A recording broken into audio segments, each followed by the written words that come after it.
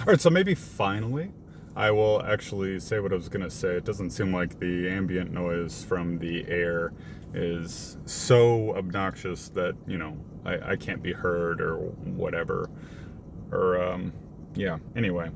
Again, not even sure that this is going to mean anything or matter or whatever, but finally committed myself to reading The Lost Book of Enki, which I bought this a long, long time ago. I say a long, long time ago as if it's like been eons or something, it's really maybe not been that long. It was probably around, I would have to imagine that it's sometime around August, September last year, something like that. And really just, I started reading it, was having my mind blown, absolutely, and then set it down for a little while, and I don't really know why. Probably part of my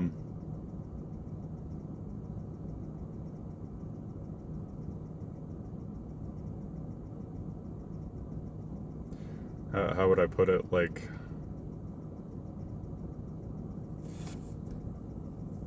trauma, traumascape or whatever. Like all in a manner of speaking. I don't really, I'm not really trying to hold on to titles like that very much anymore. It just doesn't seem that useful. Even though the human really, really wants to, and I can sense that.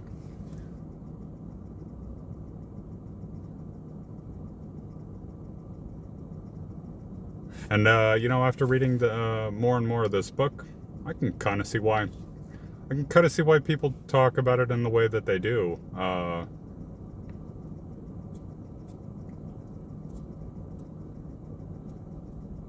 It could very easily be misinterpreted or interpreted poorly, I guess, like in a negative light, I suppose, is what I would really mean by that, interpreted poorly.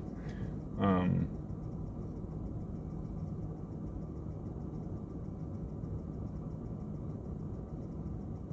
but I feel like I'm reading, like it makes my life make so much more sense after reading it. I've said in the past, and I've definitely had these dynamics with people as far as the experiential side of this thing goes, and I've said out loud to somebody else in which I was experiencing this kind of thing with, and that was probably a mistake, honestly, but um, it felt like Cain and Abel. And this book, which was written far before the Bible ever came around, to my understanding, even if it wasn't far before, that part of it is almost kind of irrelevant. Before is the point anyway. But essentially, like, you don't have to read the book, but but if you have any interest in maybe where the Bible story came from and all this, I would suggest you read this because wow, it makes so much sense. And you can see after reading this how ridiculously misinterpreted the Bible is. Again, only in a way of speaking, only in a way of seeing things, I guess. You don't even have to take this book as truth necessarily. I do, personally, because my indication of truth experientially and within my body, the feeling of that is very, I would say, very distinct.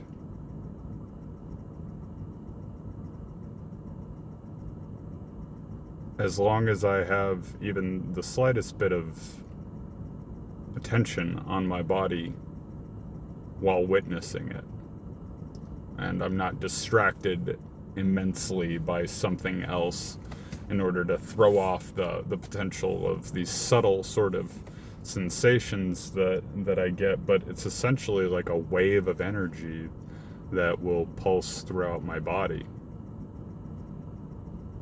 Almost kind of feels like, like maybe even something like that often, It depends on, like, there's different levels to it, I think. There's sometimes where it's just like a little tingly or whatever, and other times where it's like, oh, whoa, and I feel it everywhere. But, particularly, I really feel it particularly like shoulders, like neck, chest, and like reaching up into my head, honestly, something like that. Hard to describe, but the way I've always described it is kind of like a wave of energy or whatever. And oftentimes, like, that's like the most subtle, and then from there, then it's almost kind of, it would almost make sense to me, like emanating from the heart space and going up to the brain. And sometimes it's more like full body waves, and those are closer to what I'm getting reading this book, as I'm like putting this book into the context of my life and overlaying it sort of like metaphorically speaking, I suppose. And maybe that sounds strange to do, but that's sort of the way that I'm viewing my life these days, and like comporting myself, or moving through my life, I suppose. Whatever terms fit you best and make you feel the best about, like basically that everything that shows up in your reality is on purpose, and it's for a reason. And it's trying to tell you something about yourself.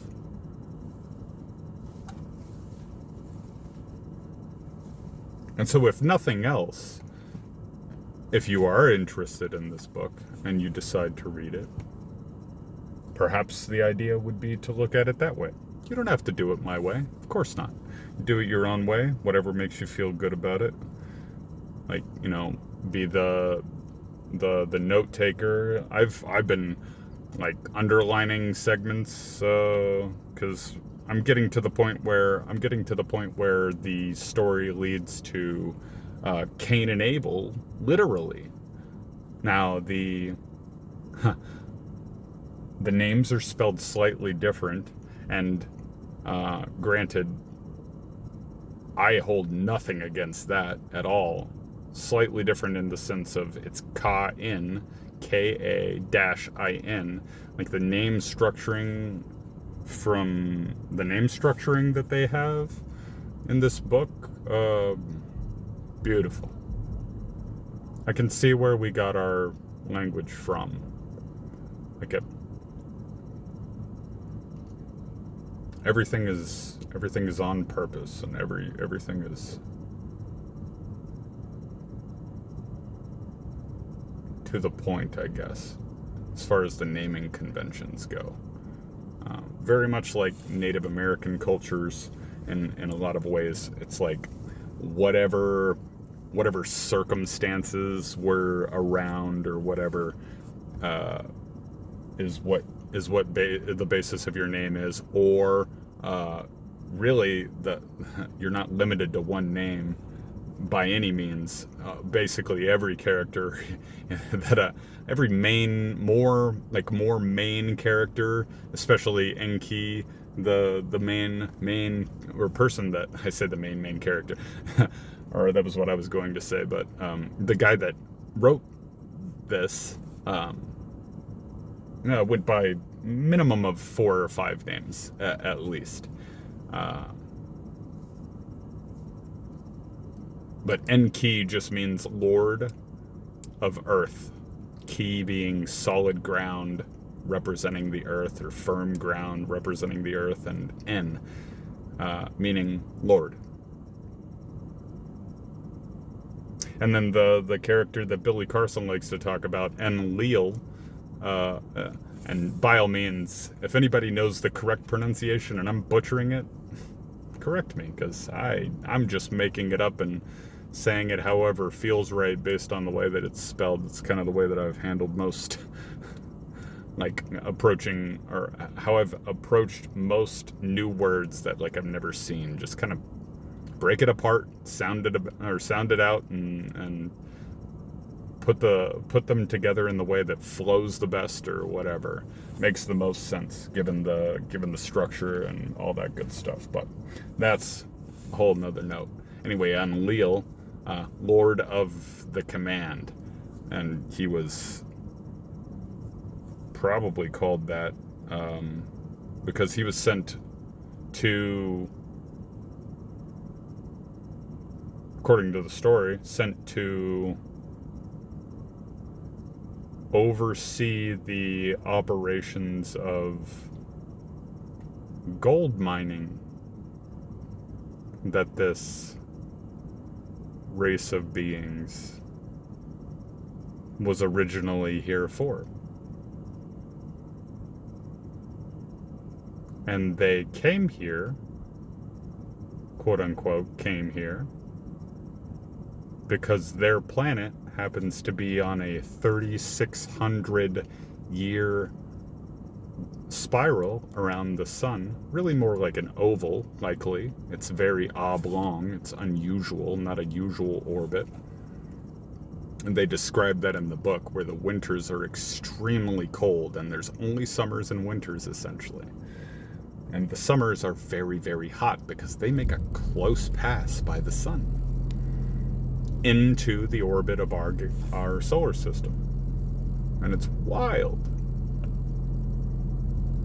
But their planet was dying, essentially. Erupting with volcanoes, going through ridiculous calamities, essentially. And what they figured out is that if they suspended gold in the air,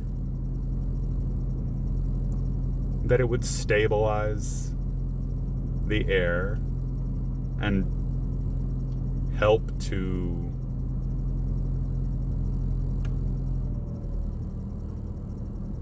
discontinue or quell, I guess, the storms that were essentially tearing their world apart.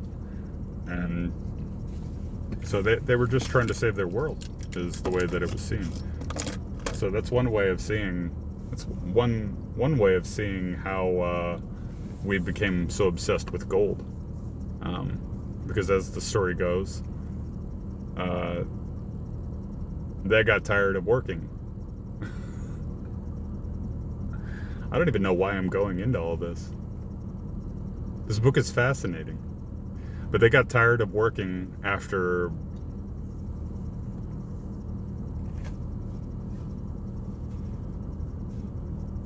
I don't know what the years would translate to. I don't remember when it was that they got here versus whenever they started work on the primitive beings, quote unquote, that were on this planet already, to create workers, essentially, like helpmates, is the way that the main character saw it. But it was sort of co-opted in some way, I would think, or like misjudged or something, like misinterpreted. So silly. Essentially what it was is boiling the human race down to a slave race, which it's tragic. It's terrible.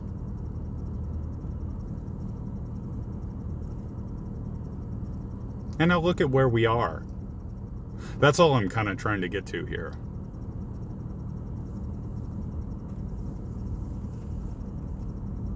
I know that we're not technically slaves. at least in America. I don't know about the rest of the world, whether or not they still practice these kinds of things, but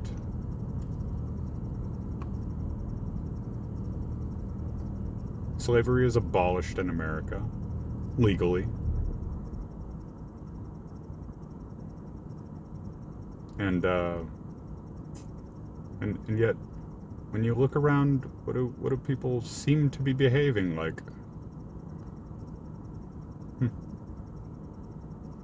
Maybe it's just my own personal pessimistic view. Maybe that's just my negative interpretation.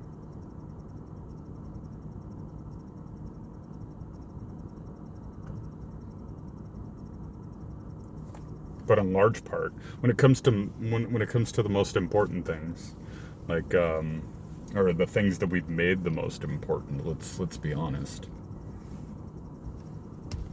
It's really kind of devolved in a lot of ways, as far as I can tell. Maybe not devolved. It's sort of like started there, and to say that it's gotten better, I don't know. Maybe in a lot, or maybe in some ways, and worse than others, or whatever. It's always that kind of balance, really. Whenever you get down to it, our world is full of paradoxes, and we are getting more and more ridiculously technologically advanced, but also simultaneously kind of falling into this consumerism trap, I suppose. Which, I mean, we put ourselves there. Don't get me wrong. I'm not asking for sympathy in this. Like, we've kind of built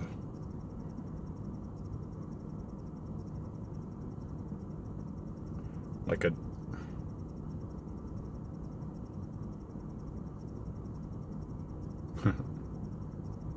giant place full of shining objects,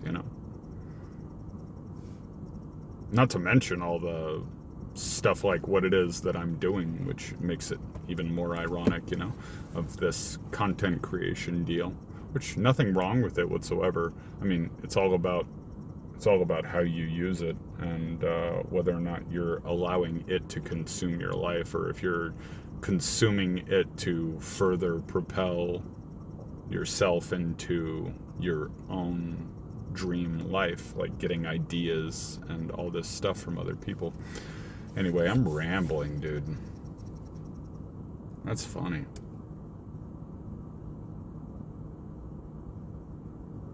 All from this book that could be interpreted about how the humans were made for the slave race, which isn't true. It's just a way of seeing things. It's just a perspective. And I've fallen into that perspective myself. So may I encourage you as I attempt to wrap this video up here, to, I just met a nice gentleman. DJ was his name. Not that it matters, but he gave me a little bit, or a little nugget, I guess you could say, or at least I'm considering it as a nugget. It's like, you don't have to be the most positive person in the room, but at least be the least negative. That's probably a really good way to look at life, If you're not going to be focused on always being, like, if you don't realistically think that you could be focused on the positive all the time, which, I mean, come on. Look at all the shit that happens around us, and all the programming that exists around trying to get us to be in that state and all that. I understand, That's a perfectly acceptable mind state, whatever, to be in, which is like, just focus on being less negative. And when you catch yourself being negative, be like, oh, nope, I'm not gonna think that. At least go to neutral. But then, you may just find that once you start catching yourself being negative all the time, and you do something about that it becomes infinitely more easy just to instead be positive. Or baseline neutral. And look at things, just, oh wow, that happened. Interesting. That kind of a thing, or whatever. But either way, it's all perfect. And I think that we're here in part to remember that. Even though it doesn't feel like it's always perfect, I can understand that aspect. I've taken that perspective for a lot of my life, but no longer. That's another one of those things that just doesn't seem that useful to me. Like, what is it doing for you to be negative, other than to create inertia into negativity, which, is, I know, a physical principle, but I think it applies in this case too, So, anyway, either way, like, I love you. Peace and blessings, and you only got one job. Remember who you are. And everything else will fall into place. Until next time.